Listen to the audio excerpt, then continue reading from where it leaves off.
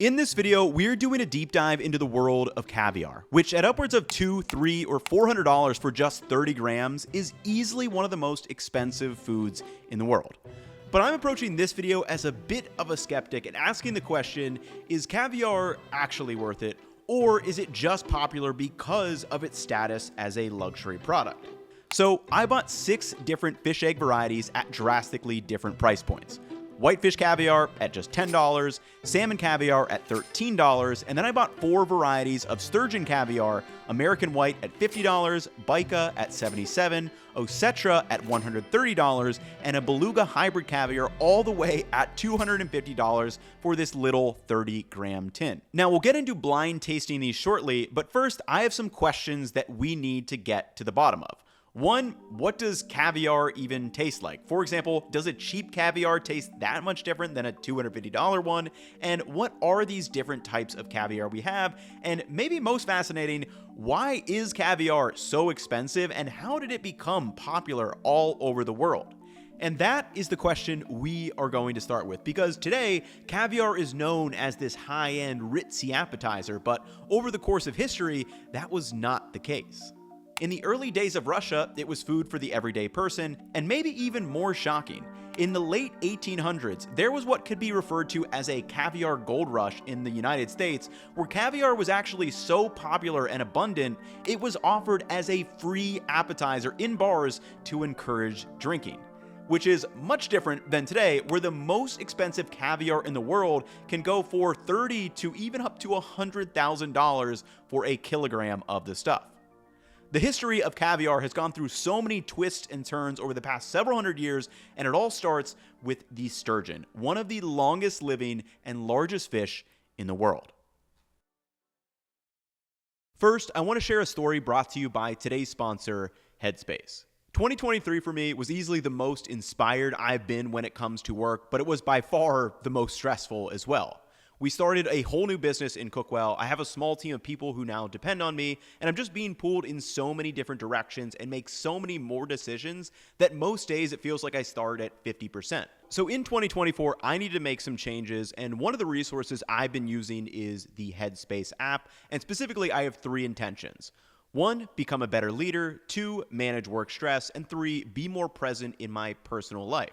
And what I like most about Headspace is that they explain the basics of meditations to everyone, but ultimately the experience will be tailored completely to you. What currently helps me most are the reframing stress meditations and the mental strength training. And during these daily meditation practices, it's already helped me reduce stress by gaining clarity on the work that I should be doing and being content with where I end the workday so that I can be more present in my personal life. Side note, I also love the Hans Zimmer focus playlist for deep work scripting sessions. So if you want to try Headspace for yourself, head to the link in my description to get a free 60-day trial. And thank you again for sponsoring this video.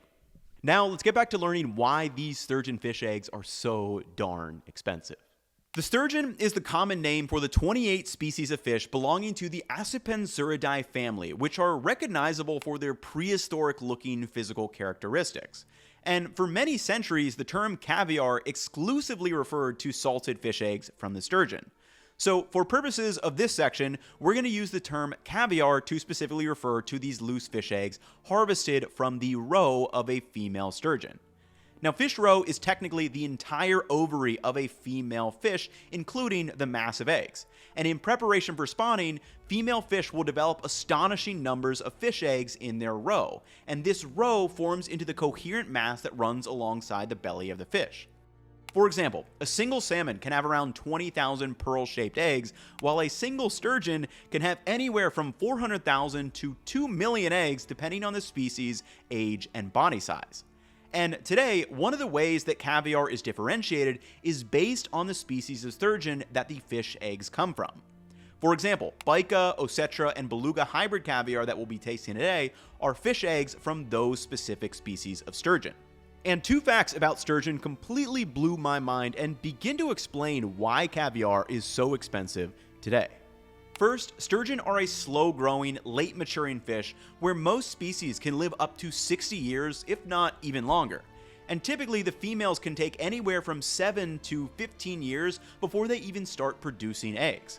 Secondly, sturgeon are massive and have very few predators. For example, according to the National Oceanic Atmospheric Administration, the 5 Atlantic sturgeon species can grow up to 800 pounds and 14 feet long. What's even crazier is that the largest single sturgeon caught on record was a female beluga sturgeon caught in the Volga Delta in Russia in 1827. And this sturgeon measured in at 23 feet 7 inches and 3,463 pounds. Now, these days of catching wild sturgeon for caviar are completely gone, as in 2006, the United Nations actually banned the global trade of wild-caught caviar. Today, basically all the caviar on the market is from sturgeons that were farmed through aquacultures with sustainability and conservation in mind.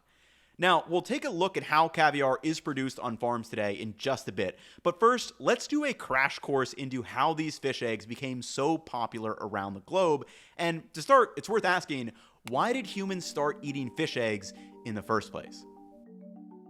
As noted in On Food and Cooking, because fish eggs contain all the nutrients that one cell will need to grow into a hatchling, they're often a more concentrated form of nourishment than the fish itself, with more fat and large quantities of savory building block amino acids. And put simply, humans started eating fish eggs for the same reason we started eating bird eggs, as a nutrient-dense protein source, and you can see they actually have similar layers that we learned about in the chicken egg video. In fact, many cultures preserve the entire roe mass from different types of fish, and from On Food and Cooking, they have a whole table of common fish eggs eaten around the world. Now, the Persians seem to have been the first people to consume sturgeon eggs from the Caspian Seas, as there are mentions of this as far back as the 4th century. Additionally, the word caviar is ultimately derived from the Persian word caviar, from kaya, meaning egg. However, to understand how it exists in its current press form and how it became popular all over the world, we jump forward several hundred years to Russia, where caviar was seen as kind of an innovation from the cured roe sacks of the sturgeon. As noted in On Food and Cooking, caviar appears to have risen in Russia sometime around 1200 CE as a more palatable alternative to the traditional preserved sturgeon ovaries. And in Russia, wild sturgeon were caught from these Caspian Seas, where the fish eggs were then harvested, and the most popular and well-known species of sturgeon during this time, and still today, was the beluga. However, instead of this very, very high-priced luxury, caviar was likely a normal part of the diet in most areas with an abundant supply of sturgeon. However, that soon changed. Just how many foods develop reputations that favor where they originated from, such as Parmesan from Italy or soy sauce from Japan, Russia and the other countries neighboring the Caspian and Black Seas became known for the original and supposed top-quality caviar that was primarily from the sturgeon in these areas, which yield large, plump eggs. So over the next 600 to 700 years, people began getting a taste for these sturgeon eggs, which have been described as salty, umami, and will tantalize your tongue with its little bursts of flavor. However, the more popular that caviar got, the more it was traded and transported, the more sturgeon was fished for, and the population plummeted. Remember, depending on the species, they can take 7 to 15 years to produce eggs and live for 50 years or more. So while the population of sturgeon was huge in the beginning, since they don't really have any predators other than humans, every time a sturgeon was caught, it's going to take a couple decades to recover, which during the 13 to 1900s, no one was really worried about. And towards the end of the 1800s, there became a shortage of caviar from the sturgeon in the Black and Caspian Seas, so fishing started to extend to other sturgeon species around the world. Caviar fishing operations popped up in China, Italy, France, Bulgaria, the United States, and several other countries during this time, but then they quickly collapsed. And I think this story from the NOAA is probably a pretty common one that happened in most countries. Quote, during the late 1800s, people flocked to the eastern United States in search of caviar riches from the sturgeon fishery known as the Black Gold Rush. And by the beginning of the 1900s, sturgeon populations had declined drastically. Close to 7 million pounds of sturgeon were reportedly caught in 1887, but by 1905, the catch declined to only 20,000 pounds. And by 1989, only 400 pounds of sturgeon were recorded. Despite sturgeon becoming more and more scarce, people still wanted caviar all throughout the 1900s and would happily pay for it as the price got higher and higher. There's a great quote documenting this rise in price from a 1970 New York Times article.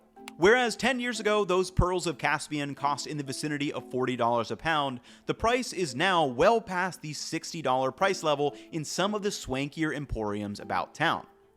Which, if you adjust that into today's price, is around $480 a pound. Now, does caviar actually taste good enough to warrant those prices?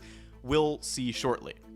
Eventually, though, all this overfishing did come to a head, with every sturgeon species becoming critically endangered and facing extinction. And this is what led to the UN's 2006 global ban, which effectively ended wild-caught caviar and ushered us into the modern-day farmed caviar that we have available today. As a reminder, these are the 4 sturgeon caviar that I purchased for tasting in this video, which were all farmed in various countries with different types of sturgeon, and additionally we'll be tasting eggs from salmon and whitefish too. Which made me wonder 2 things. 1, why are there such big price differences between them? And secondly, do they actually taste different? So let's quickly cover how is caviar made and processed today, and what is the flavor of caviar? Then it will be time for us to evaluate these in a blind taste test and answer the question, is caviar actually worth it?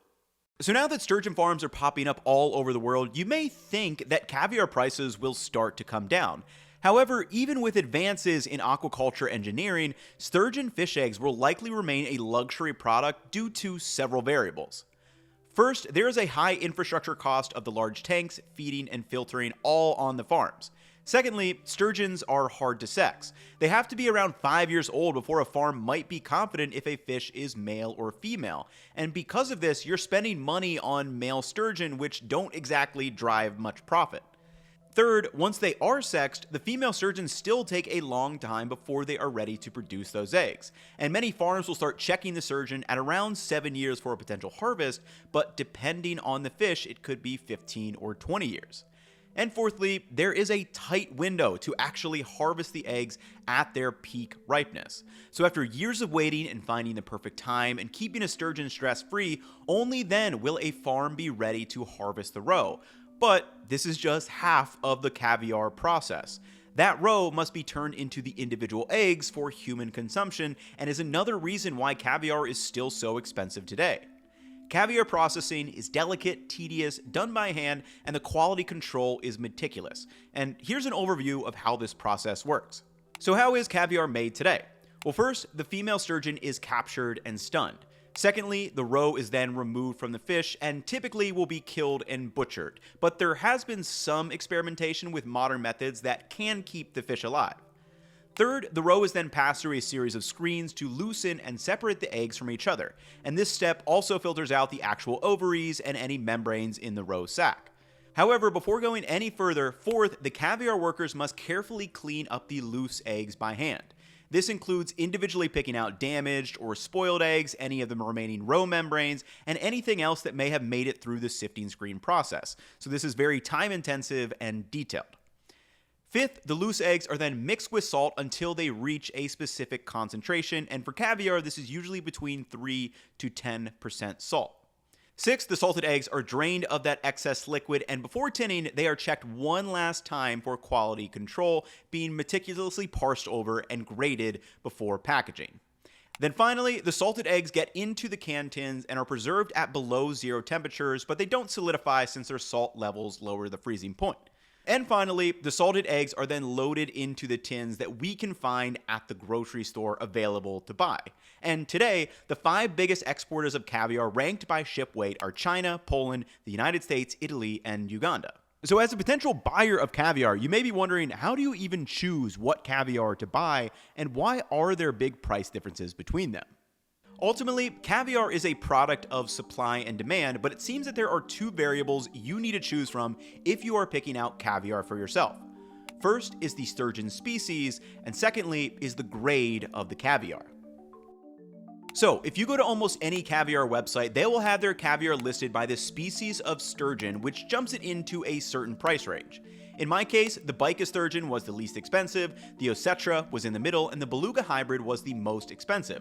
However, the same sturgeon can produce different grades of caviar. For example, here the Osetra caviar can range from $129 all the way up to $409 for that same size 30-gram tin. And this is kind of just insane and may make you wonder, well, how is caviar graded? And it seems to be determined by multiple characteristics such as the size, firmness, color, and flavor of the fish eggs. However, this is where in our research there seems to be a big problem. As far as we could find, there are not standardized regulations when it comes to grading caviar. For example, if you go to a website or find some in the store, you'll see terms like select, reserve, golden reserve, royal, president, or imperial, but it seems like all these terms are up to the individual companies that are processing the caviar.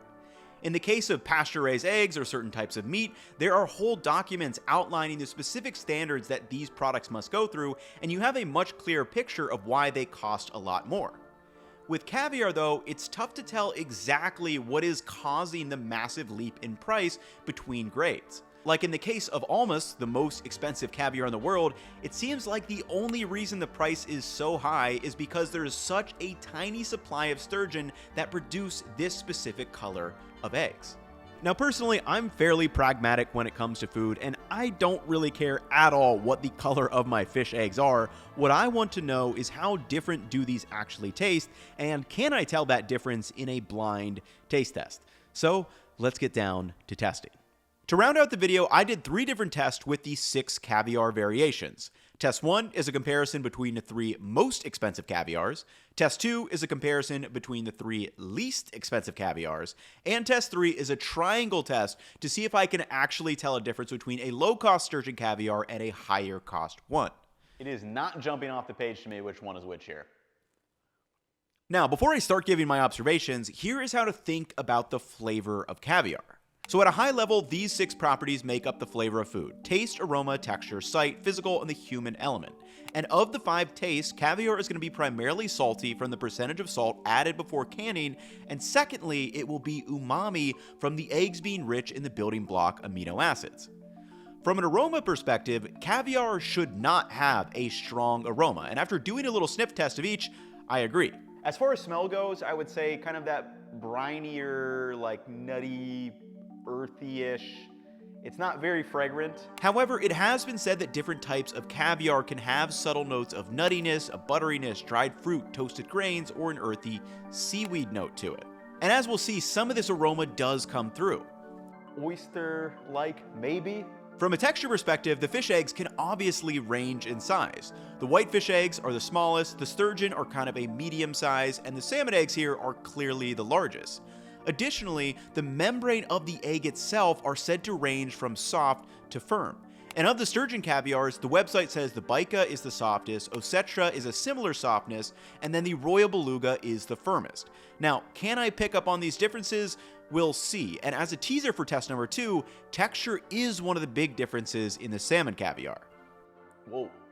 Those bigger pearls actually do kind of burst and pop. Very unique textural experience. Next, we have sight, which as we touched on can vary widely and lead you with many interesting colors.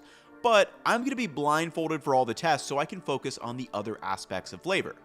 From a physical perspective, the salty and umami flavors should cause plenty of salivation in the mouth, and generally caviar is typically served at cool temperatures from 30 to 40 degrees, so it'll be a nice, cool, pleasant bite.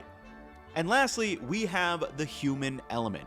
And this is a reminder that we experience food not just with our physical senses, but also through our emotions, nostalgia, and cultural associations. And when it comes to caviar, the big one at play is its association as a luxury product, where if we spend a couple $100s on some fish eggs, we are likely to rationalize our purchase and really enjoy the experience.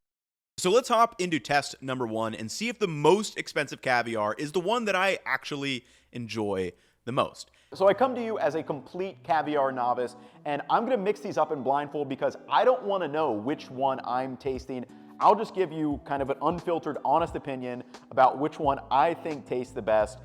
We got 3 different price points here, but caviar can even be much more expensive than these 3 30-gram tins.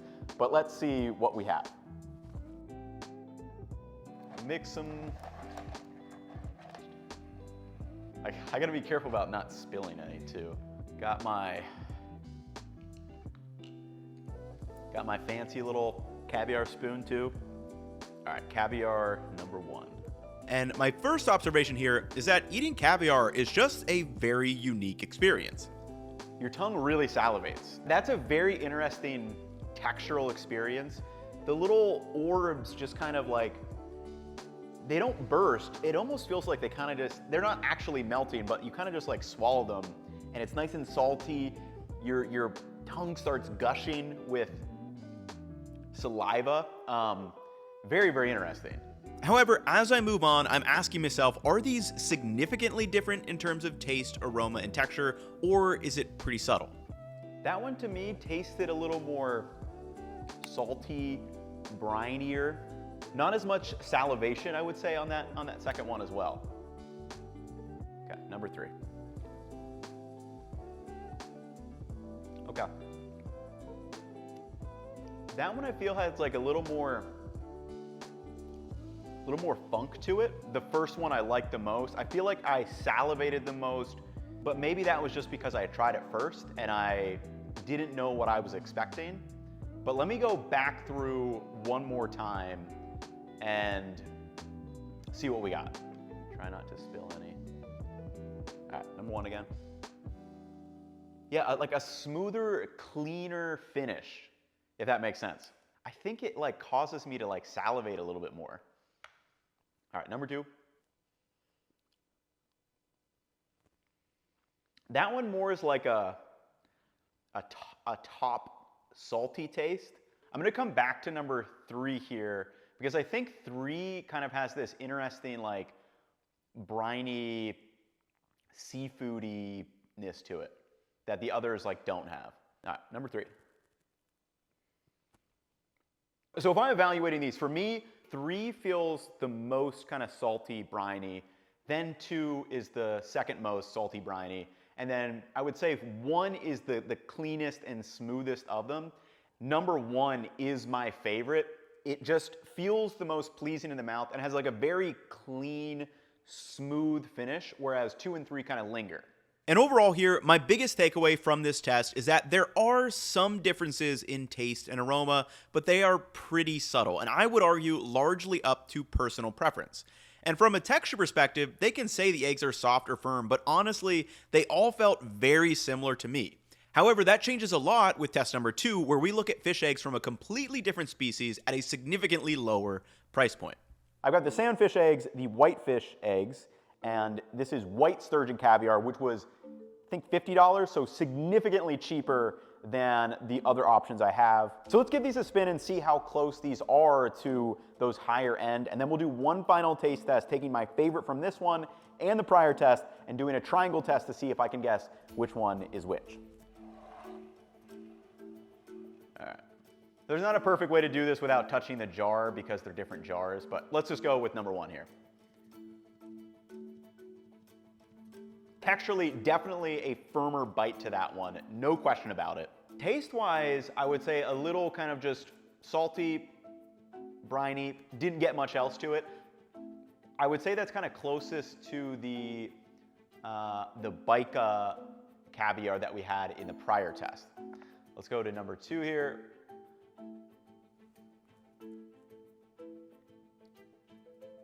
Whoa, for me, those are salty. Those are salty. Those bigger pearls actually do kind of burst and pop. Very unique textural experience. Not one I'm sure I love, but a very interesting textural experience. Let's go on to number 3.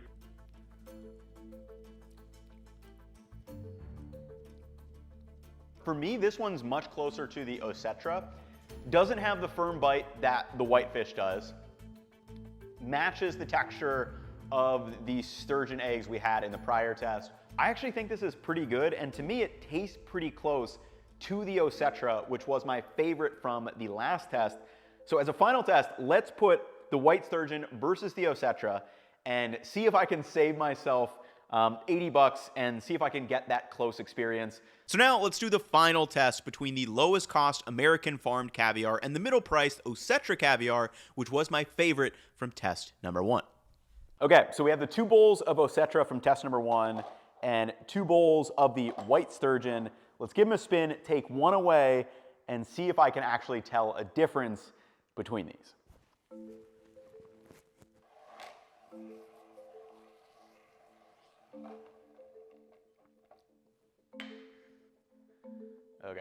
Let's see what we got here. Okay. Number one. Tasty, good, salivating. Dare I say that's the Osetra off the bat? I don't know. Let's go down to number two.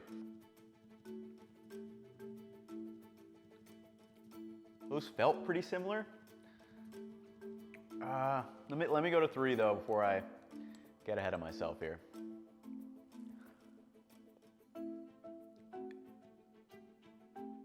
After tasting all three, it is not jumping off the page to me which one is which here. These are all kind of running together for me. I'm gonna say 1 and 3 are the same and 2 is different. Not a confident guess though. Okay, so white sturgeon, Osetra. Did not guess it correctly. Really started to run together.